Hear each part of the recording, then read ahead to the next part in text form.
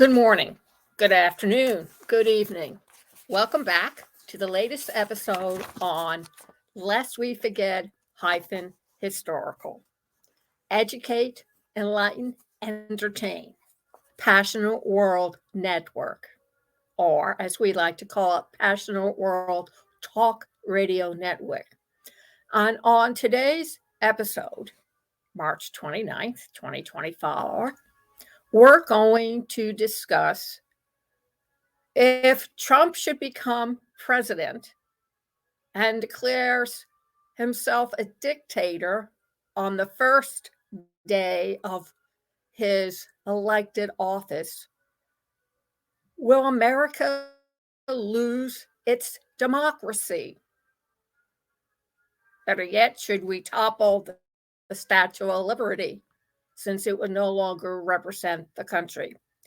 Today, we're going to have two sources. One is from a respectable news station, and the other is an opinion. And I invite you to please comment and provide us some feedback. pwrnetworkllc@gmail.com, or text us at 484-364-1032. This is your call to action, and it will be repeated at the end of the episode.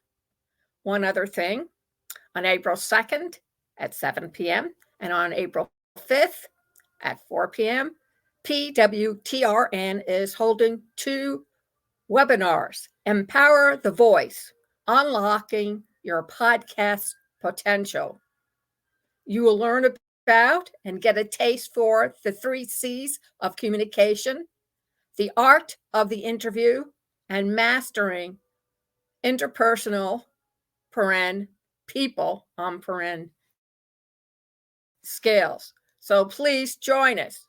Did I mention it's free? The only thing that you need to invest is your time, and bring a piece of paper and a pen so you can take some notes. I guarantee that you will want to. Down below is where you need to go to register. Now, on with the show. President Joe Biden said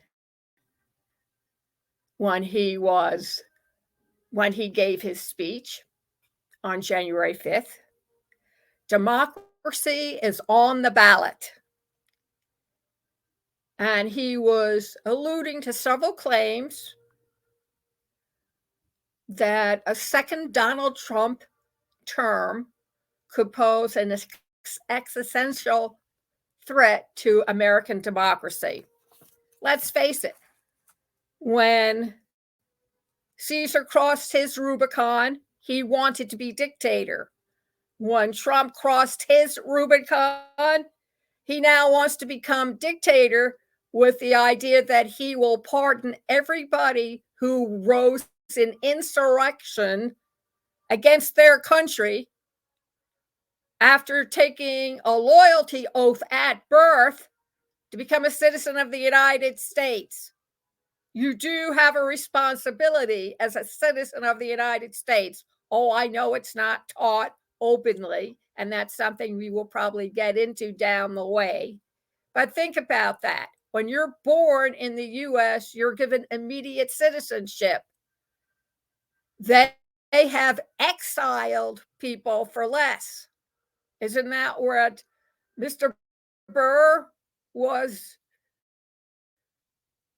infamously stated, that he betrayed his country when he shot someone in a duel? Excuse me, the name escapes me. Head of Treasury? Yes. Wow.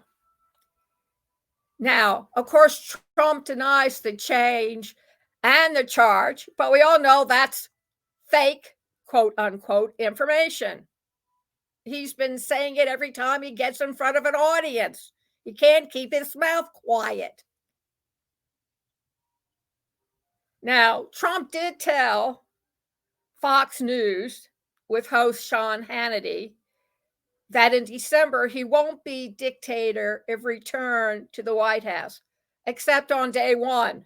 Really? Is that like Hitler saying, well, after I invade Poland and Hungary and France and bomb the shit out of London. I'll only do it for one day and then I'll revert back to my meek, mild, artistic side? Did Stalin say that? Did Mao say that? If they did, I didn't hear them quite clearly enough. The news source Newsweek has spoken to several experts in democracy and political processes and found it contrasting with what Trump victory in November would mean for our U.S. democracy. Like I said, it's time to haul down the Statue of Liberty. While one political scientist described it as a uniquely credible threat, another said America's institutions are more resilient than many give them credit for. Truly, how resilient were our institutions when the mob of people that Trump stirred up in January assaulted the Capitol,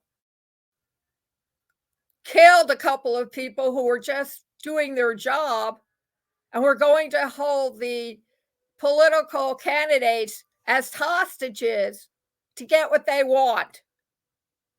Really? We weren't any resilient about that at all. Newsweek states that Trump's reps have been contacted. Separately, Justin T. Haskins, director of the Socialism Research Center at the Heartland Institute, which describes itself as a think tank, promotes, quote, free market solutions to social and economic problems. Really? Does that happen before somebody's killed or after they're killed? He argued that Joe Biden and his allies are conducting a truly unprecedented attack on democracy as a result of the 4 criminal cases Trump is currently facing. Well, the guy is guilty, and for him to say he should get immunity is laughable. He's still a citizen of the United States. Does that mean that he gets immunity as a citizen and he has the right and privilege to go out and kill anybody he wants to, imprison anybody he wants to, put them into concentration camps anytime he detects a disliking to them, twist the law? I think not. In 2020, Trump has continued to claim the presidential election was stolen from him by fraud, despite the fact the court says, no, by independent election experts. On January 6, 2021, hundreds of Trump supporters stormed Congress in a bid to prevent the certification of Joe Biden's election victory, triggering violence, and one person was shot dead. It gives him the right to kill people? Because, listen, folks, if Trump becomes president again, he told everybody he's not leaving office. Period. He's going to start a dynasty with his children. And you thought the Kennedys were bad. And all the jokes that were floating around when JFK was elected president and Bobby and Edward were there to help him.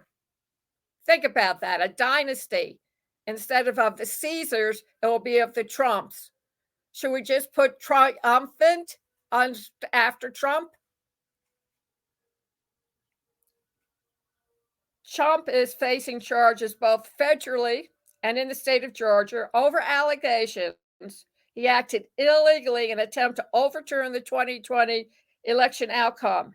He pled not guilty to all courts and has alleged the cases against him are politically motivated. Well, Mr. Trump storming the White House was also politically motivated. So is there a difference here, or is it relative? He said, what makes Trump a uniquely credible threat is that he keeps doing what he says he will do. And what he says he would do is what contemporary authoritarians do. He promised to call into question any election in which he was not the winner. Sounds like Putin. Go to the poll and vote for Putin. And if you don't vote voluntarily, we'll send the army with their AK-47s to force you to vote to put Putin back in office for the next 8 years. That's a democracy in progress, right? And then he did exactly that, trying to cling to power by pressuring officials across the country. He failed, but nothing about his behavior since then suggests he wouldn't try harder next time. He said he would exterminate the vermin that are his political opponents.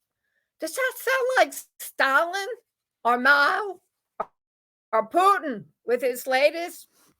Put somebody who opposed him into a concentration camp in Siberia, and then whoops, he mysteriously died. During a November 2023 rally in New Hampshire, Trump pledged to root out the communist, Marxist, fascists, and all the radical left thugs that live like vermin. Does that include his supporters? Oh, yeah, the right wing. Getting my left and right mixed up. Sorry about that. Although he didn't really say he was going to exterminate them. Now he'll probably put them into forced labor and make sure they pick up all the garbage and plastic that litters the United States. We go back to the chain gangs again. Bateman said the people around Trump have been devising for all to see plans in which they massively reinforce the power of the executive and then use this to attack political organizing by opponents. His allies are circling the universities looking to squash dissent. Sounds like we're in, Red China, which is exactly what they did in China, and in the Soviet Union, which now calls itself Russia. At least with the Soviet Union, you knew it was a compilation of a lot of different smaller countries all together, like the United States, for example, but now it's just called Russia. Talk about narcissism. In an interview with Newsweek, Thomas Gift, who heads the Center on U.S. Politics at the University College London, UK, argued that American democracy is sturdy, despite what he described as the challenge of the Republican frontrunner. He went on to say, Trump doubtlessly poses a challenge to U.S. democratic norms and processes. His willingness to take a sledgehammer to congressional oversight, to weaponize the legal system against political opponents, and to attack the legitimacy of the free press are just some examples of how far he's willing to go in upending executive constraints. What's more, the fact that Trump does all of this in plain sight and unapologetically is unlike any American leader we've seen. But that's different than saying that a second Trump term would pose an existing threat that could fundamentally alter the regime's makeup. American institutions are more resilient than many give them credit for. As we witnessed on January 6th, they bent but didn't break. U.S. democracy remains sturdy, even as Trump continues to exploit its fragilities and test the limits of its political antibodies. However, David Bateman, an associate professor at Cornell University, who specializes in political institutions, argued that American democracy has already suffered from erosion, and that he argued if that elections were held today, Trump would secure a second term. But he questioned whether or not he would remain truly free and fair. He said, does that mean if Trump wins in 2024, we won't have elections in 2026 and 2028? Would there still be opposition and opposition victories in other elections? He says, of course, I doubt it. If you put around the polling places the federal army with AK-47s and other advanced technology and weaponry, I doubt people will go to the polls and vote. And since Trump is adamant about getting rid of mail-in votes, the hell with the seniors, the hell with the handicapped, the blind, or the cripple, who usually do use that avenue so they can also vote. He'll get rid of at least a third of the vote that way. So only his people can vote.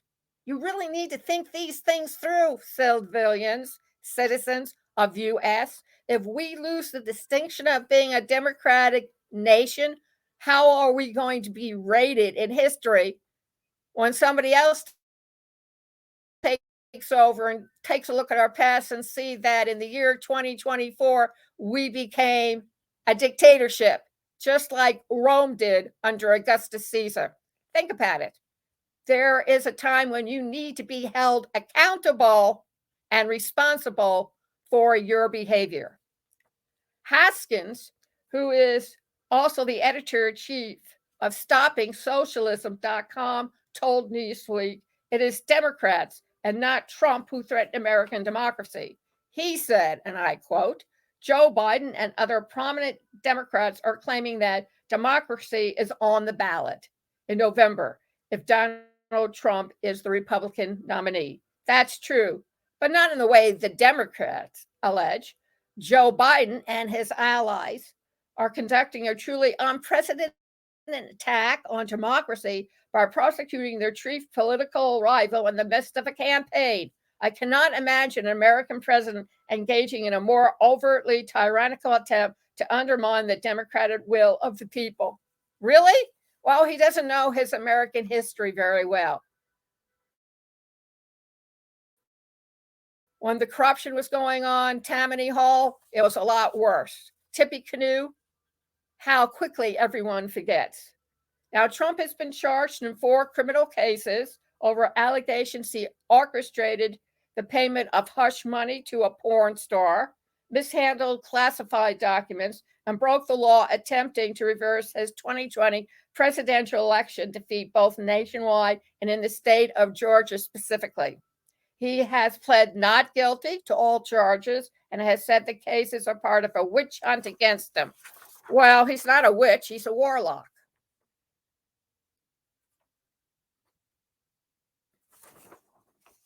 So thank you all very much for joining me this morning. And yes, I am putting in my editorial opinions and comments as we go away because I really believe you need to wake up and smell the realism and the reality of what's happening within our country. If you don't use it,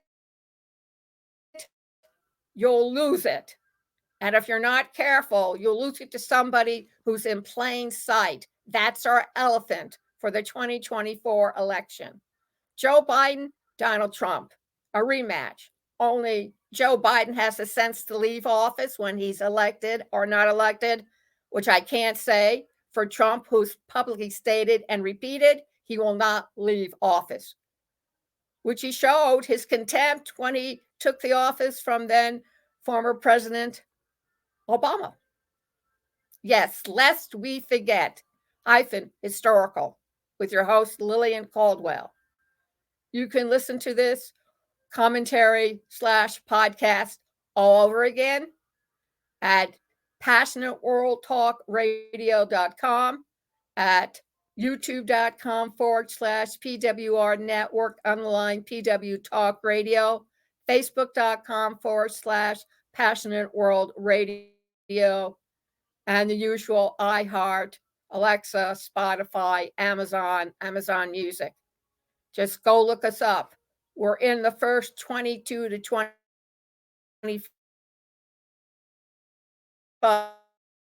pages. On April 23rd, we'll be holding a special interview with the author and entrepreneur, Vicki Esther Chang, who wrote the book, The Gold Nugget, Digital Strategy for a Digital Age, and co-author Lillian S. Cauldwell. And there are workbooks that are included with the book. Go check out Amazon, put in Vicki Esther Chang, and it will, just because I wrote it. It's an excellent book. It's the first half is based on my training with the Modesto Boys and Girls Club of Modesto, California. In addition, if you have a passion or an itch to want to do a podcast/program on Passionate World Talk Radio Network, please text me 484-364-1032. Email me, pwrnetworkllc@gmail.com. Give me your name. Give me the name of your podcast.